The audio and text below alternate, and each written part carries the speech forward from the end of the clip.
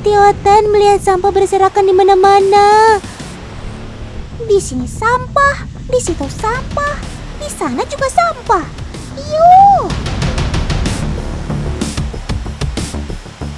Hai Paman, sedang apa kalian? Kok bawa jaring segala? Jangan-jangan kalian ingin tangkap ikan ya? Tidak! Otan mohon, jangan tangkap apapun dari sungai ini. Coba kalian bayangin, apa iya teman di rumah mau makan ikan-ikan yang hidup di sungai yang tercemar ini? Apalagi setahu Otan, di sungai seperti ini banyak dihuni oleh ikan sapu-sapu. Habitatnya super tercemar. Jenis ikannya juga kontroversial banget untuk dimakan. Shh, daripada Otan berburuk sangka, lebih baik kita selidiki. Nah, tim liputan Otan udah siap nih menguak kenyataan yang terjadi. Benar saja teman, semakin dekat, semakin terlihat jelas kegiatan mereka sedang menjala ikan.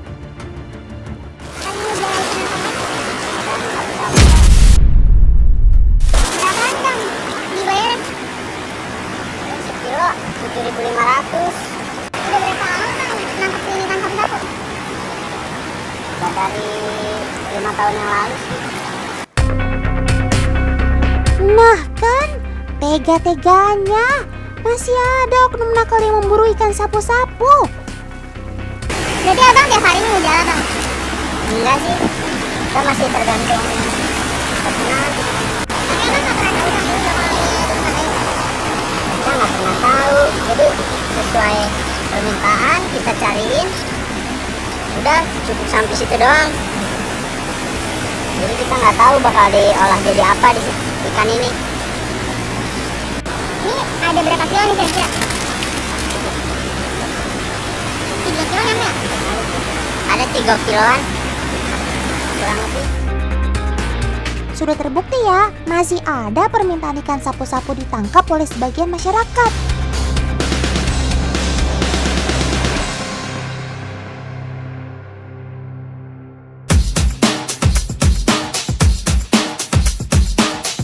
Nah ini dia nih si sobat paling kontroversial. Ikan sapu-sapu ini berasal dari Amerika Selatan. Mereka adalah pemakan segala. Lebih dikenalnya sih sebagai pemakan lumut. Lalu apa yang berbahaya dong dari si ikan pleko atau sapu-sapu jika sampai dikonsumsi oleh manusia? Oke, jadi gini Tan, kita lihat dulu nih ikan sapu-sapu itu hidupnya di mana. Nah, ternyata ikan sapu-sapu ini bisa hidup di air yang meskipun airnya itu sudah tercemar atau sudah kotor, sudah hitam sekali, ikan sapu-sapu itu tetap bisa hidup. Nah, jadi kita mesti mempertanyakan nih, kalau ikan tersebut bisa hidup di tempat yang kotor seperti itu, makanannya tentunya kan juga akan kotor dong yang dimakan. Nah, jadi itu dia bahayanya kalau kita makan ikan sapu-sapu dari tempat yang tercemar. Tentunya ikan tersebut bisa mengandung berbagai logam berat dan juga berbagai zat yang tidak baik untuk tubuh kita. Nah kan, dengar baik-baik apa yang udah dijelasin sama dokter Aisyah tuh. Ikan berwarna hitam ini sangat tahan banting teman. Mereka mampu hidup pada keadaan air yang sangat tercemar. Bukan hanya itu, ikan sapu-sapu juga bisa memakan sampah atau zat limbah air yang berbahaya. Pantesan disebut sapu, rupanya suka bersihkan yang kotor-kotor.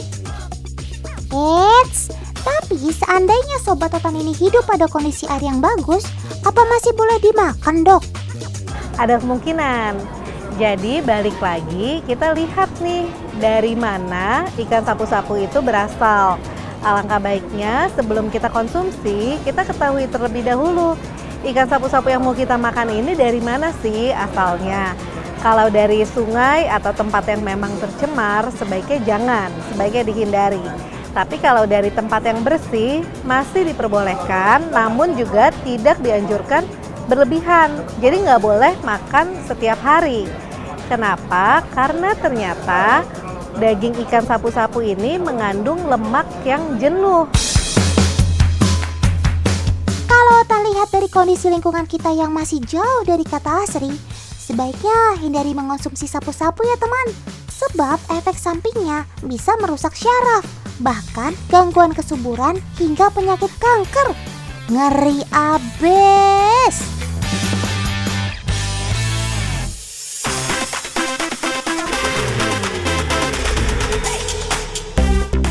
Hayo, siapa yang lagi hobi banget bikin aquascape? Wih, banyak juga nih yang ngacung tangan. Cie, samaan kayak Kak Resi nih. Doi juga lagi hobi banget bikin aquascape. Ya, kali ini Kak Resi mau bikin yang simple aja. Tinggal susun batu pasir ke dalam akuarium, lalu masukkan pasir malang dan pasir Bali. Meletakkan batunya bebas kok teman. Yang penting kelihatan estetik dan instagramable. Abis itu, tinggal tuang air sedikit demi sedikit deh. Proses ini harus penuh perasaan loh, biar airnya nggak ambiar dan bikin keruh karena pasirnya bergeser. Loh. Kemana ikan sapu-sapunya Kak Resi? Kok malah si Botia badut yang nyemplung ke akuarium? Otan paham. Kak Resi mau kasih tahu nih, ikan yang mirip sama sapu-sapu. Apa? Nggak mirip? Wait, santai dong. Ya memang sih dari bentuk tubuh ikan badut warnanya lebih menarik. Tapi fungsi ikan badut di dalam akuarium juga sama dengan sapu-sapu.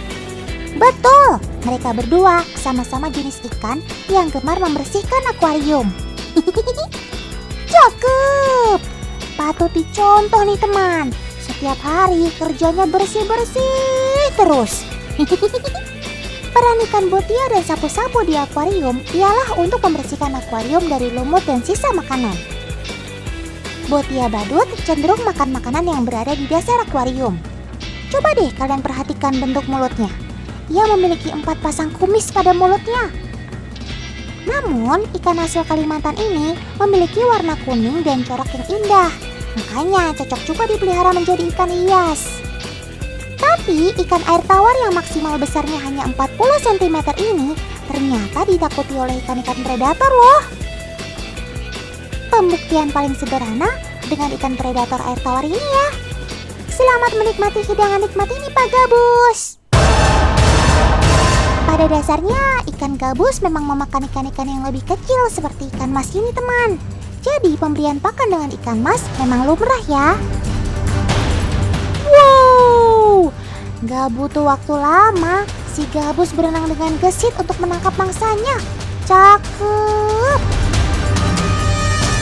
Waduh, nampaknya kamu butuh ekstra strategi sob untuk memakan ikan mas yang lincah ini. Lihat kan teman, betapa geragasnya ikan gabus menelan mangsa satu persatu. Skill kamu dalam memangsa ikan kecil emang layak diacungi jempol sob. Tapi Otan yakin kalau sama si kecil kuning ini kamu pasti gak berkutik. Kan dilirik juga enggak tuh sama si ikan gabus. Hah? Cuma dilewatin doang nih. Wah, betul kan teman? Sejago-jagonya ikan gabus melahap ikan kecil, tapi kalau berhadapan dengan ikan botia, bawaannya mau sungkem. Kok bisa gitu ya?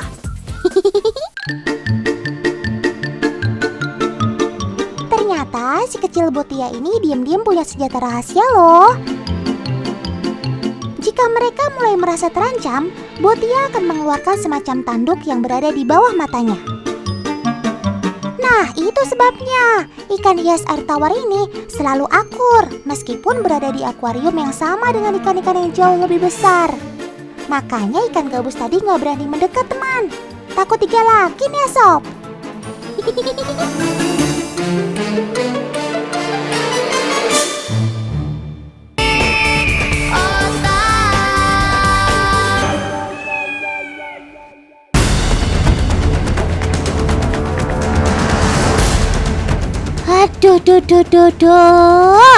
Itu ada biawak gede banget.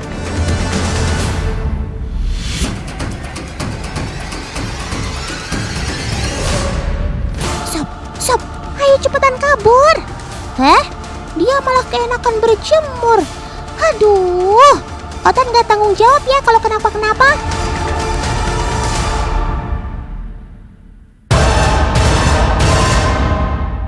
Wih, sinyal tanda bahaya mulai tampak dari siswa payung.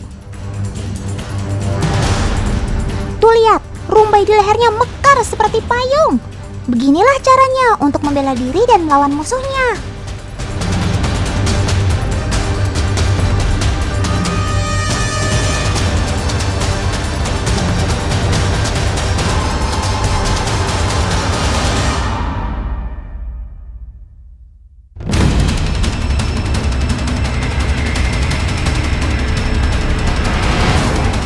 Wow, dia menyerang biawak, teman. Luar biasa. Kecil-kecil cabai rawit kamu sob. Mantap surantap. Lihat, dia menyerang lagi dan lagi. Otan acungi 4 jempol sob buat nyalidan keberanian kamu. Biawaknya kabur.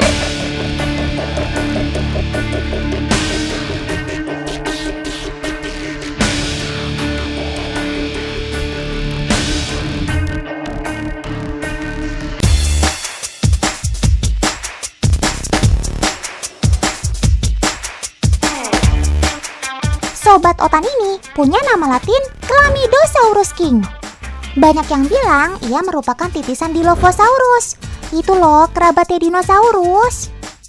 Namanya aja udah mirip, ada saurus-saurusnya.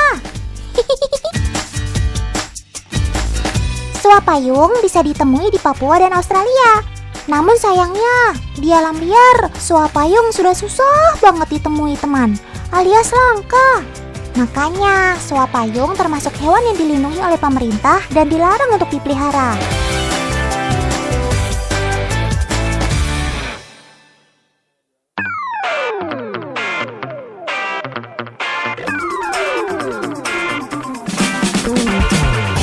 Sob, Otan gak salah lihat nih. Itu jangkrik kok ditelan bulat-bulat. Gak takut keselak. Ternyata itu lantaran gigi suapayung kecil banget teman. Gak cuma doyan makan serangga kecil seperti jangkrik, ia juga suka makan buah-buahan. Itu karena ia tergolong omnivora alias pemakan segala. Ya ampun, ada apa lagi ini? Ini kan ular lanang sapi. Aduh, firasat Otan gak enak nih. Sob, cepetan kabur sob. Nah, iya gitu. Bagus. Coba lihat larinya sekali lagi yuk dalam gerakan lambat. Tuh lihat, unik banget nih cara berlarinya. Ketika berlari, dia akan menggunakan kedua kaki belakangnya seperti ini. Lucu banget ya.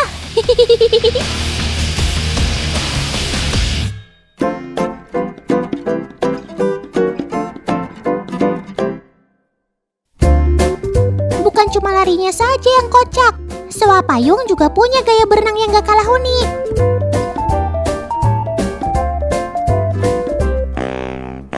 Sobat Otan ini akan menggerak-gerakkan kaki belakang dan ekornya seperti ini teman. Ekor suapayung yang panjang memungkinkan dia bergerak lincah ketika berada di air. Keren ya?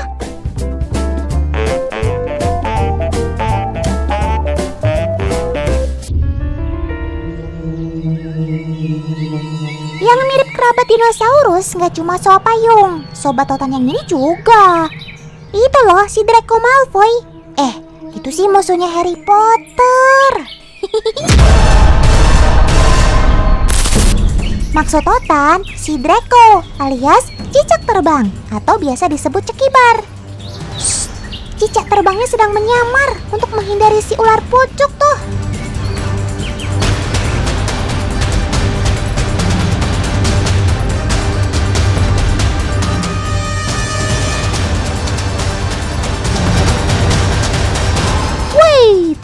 Sobat Otan ini terus membentangkan sayapnya secara berulang-ulang di hadapan ular pucuk. Ular pucuk pasti takut dibuatnya. Sekarang ia pasti menganggap Sobat Otan ini sebuah ancaman yang besar. Keren kamu, Sob.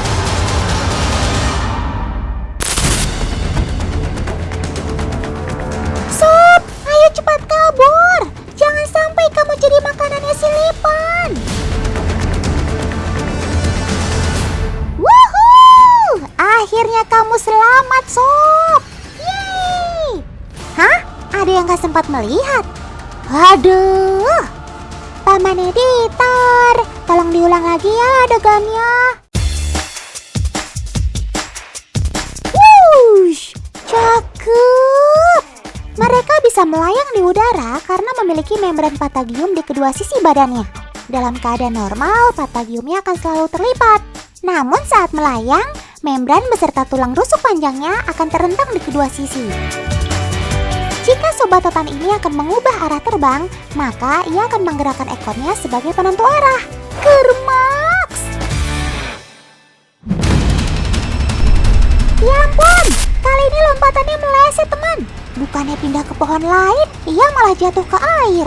Sobat totan ini memang sering terjatuh karena sasaran hinggapannya tidak terjangkau. Kirain Notan kamu lagi bercanda, Sob. Teman, cicak terbang banyak ditemukan di hutan atau area perkebunan. Walaupun disebut sebagai cicak terbang, ternyata ia tidak termasuk kerabat cicak loh. Terlihat jelas dari kulit tubuhnya yang kasar, terutama pada bagian kepalanya. Uniknya lagi, reptil satu ini juga memiliki kantung dagu sebagai pembeda antara jantan dengan betina. Cicak dengan kantung dagu yang berwarna kuning itu menandakan bahwa ia adalah jantan. Sedangkan betina kebanyakan memiliki kantung dagu berwarna biru. Selain berguna untuk menakut-nakuti musuh, kantung dagu ini juga berfungsi sebagai untuk menarik perhatian lawan jenisnya. Nah, karena sobat totan ini tinggal di pohon, tentu saja memanjat adalah keahliannya. Coba Otan tes, kamu mampu nggak memanjat tali yang kecil ini, Sob? Good job! Ternyata ia mampu melakukannya dengan mudah, teman. Dengan mengandalkan jari dan kuku yang panjang, memanjat dengan tekstur yang kasar bukanlah suatu masalah. Cakep!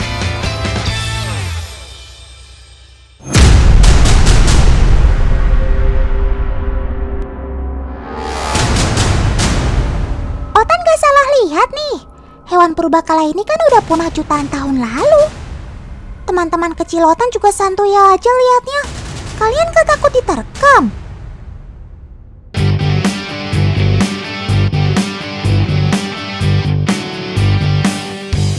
Walah, pantas aja. Ternyata cuma cosplay alias kostum toh. Kostum hewan purbakala ini buatan Paman Iqbal di Bantul, Yogyakarta, teman. Paman Iqbal membuatnya dari bahan busa dan latek untuk bagian kulitnya. Sementara rangkanya terbuat dari besi. Satu kostum ini makan waktu pengerjaan sekitar 3 minggu loh. Hasilnya super mirip dengan yang di film. Bisa bergerak dan bersuara pula.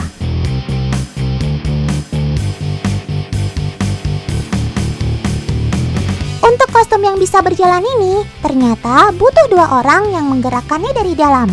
Dilengkapi juga dengan monitor yang terhubung ke kamera depan dan belakang. Cakep!